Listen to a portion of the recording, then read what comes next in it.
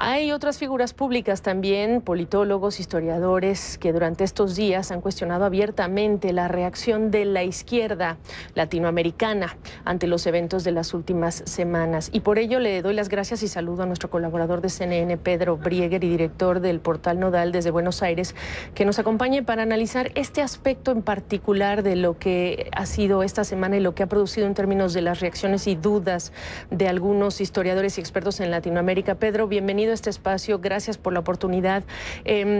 ¿Ha lugar a este cuestionamiento? ¿No crees la reacción de la izquierda latinoamericana, en tu opinión, tibia? A ver, no hay una izquierda latinoamericana, hay diferentes sectores de la izquierda latinoamericana, de la misma manera que no hay una derecha latinoamericana, hay diferencias. Está claro que hay un sector que apoya más abiertamente al proceso bolivariano y que uno lo puede ubicar más en Bolivia, por supuesto, en Ecuador, y antes se veía también en Brasil y la Argentina. Pero creo que hay muchos matices y está claro que cada uno de los procesos latinoamericanos ha sido muy diferente. Siempre he dicho que hay una corriente progresista muy heterogénea en América Latina, que no tienen un modelo de referencia y que además tampoco se copian ni los modelos políticos, ni los económicos, ni los sociales. Aclarado este punto, la reacción de quienes ven todavía esta situación y son vistos por la opinión pública en Latinoamérica como insuficientes declaraciones que reflejen a una población que tiene los problemas de suministro y abasto de productos y al mismo tiempo que no tienen las opciones ni tienen al parecer a un gobierno que les escuche y que salir a la calle no les representa el principio de una respuesta. Sí, el problema es que, como digo, hay diferentes reacciones. Sí. También es verdad que la información que está circulando es una información por lo general muy parcializada. Esto es, los medios de comunicación que apoyan al gobierno dan por lo general la voz oficial, los medios de comunicación opositores dan por lo general la postura de la oposición. Esto se puede ver con las imágenes. La inmensa mayoría de los medios latinoamericanos son muy sesgados en su forma de comunicar lo que está pasando en Venezuela, muestran una manifestación o la otra.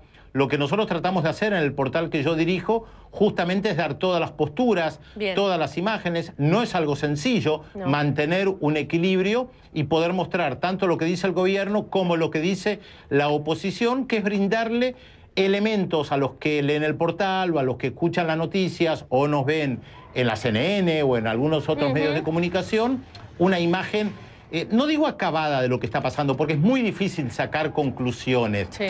Creo que lo más importante es la dificultad de visualizar una salida política a la crisis que se vive hoy en día en Venezuela. Me parece que ese es el problema central. Nadie está encontrando la fórmula para destrabar este conflicto. La pregunta entonces sería, directamente sin tocar a los medios, ¿tienes evidencia de que el gobierno venezolano sabe reconocer que movilizaciones populares como las que hemos visto durante la semana pueden ser no un complot en su contra, sino un pedido genuino de ciudadanos que necesitan saber que su gobierno les responde en hechos y no en palabras?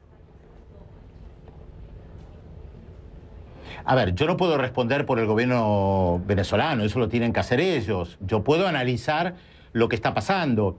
Está claro que el gobierno tiene como rol principal gobernar, bien o mal, ese es su rol, y que Nicolás Maduro ha sido elegido presidente en elecciones. Creo que el problema está más que nada en la postura que toma la oposición, porque la oposición, cuando perdió las elecciones presidenciales, denunció fraude.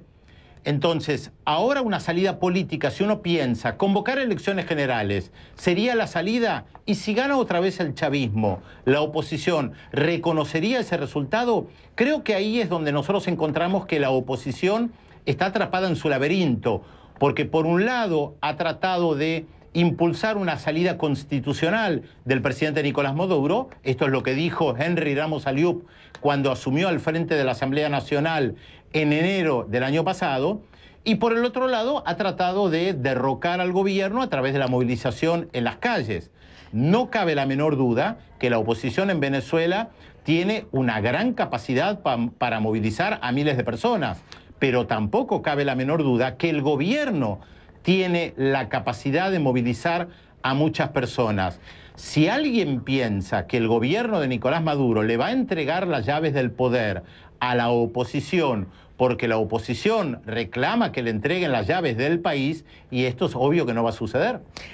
Y si alguien piensa que el gobierno del presidente Nicolás Maduro está en capacidad de resolver los desequilibrios macroeconómicos que tienen a la inflación, bueno, en una situación importante con el cierre del 720%, dependiendo a qué estadística apelemos o escojamos citar aquí, Pedro, está claro que el gobierno del presidente Maduro está buscando resolver también esta situación, para ti, en tu interpretación. A ver, todo gobierno trata de resolver las cuestiones económicas. ¿Sí? Si lo resuelven o no, eso es otro problema. Pero está claro que cualquier gobierno, desde la ideología que tenga, trata de dar respuestas a los problemas concretos. Lo que pasa es que la oposición, en principio, en cualquier país, no solamente en Venezuela, en la Argentina, en Chile, en Colombia o en Estados Unidos, en principio tiene que dejar gobernar. Pero no es esto lo que sucede. En abstracto, es muy lindo decir que la oposición tiene que respetar un resultado electoral y tiene que gobernar. No lo vemos ni siquiera en Estados Unidos. Barack Obama trató de impulsar diferentes leyes y la oposición republicana se lo impidió.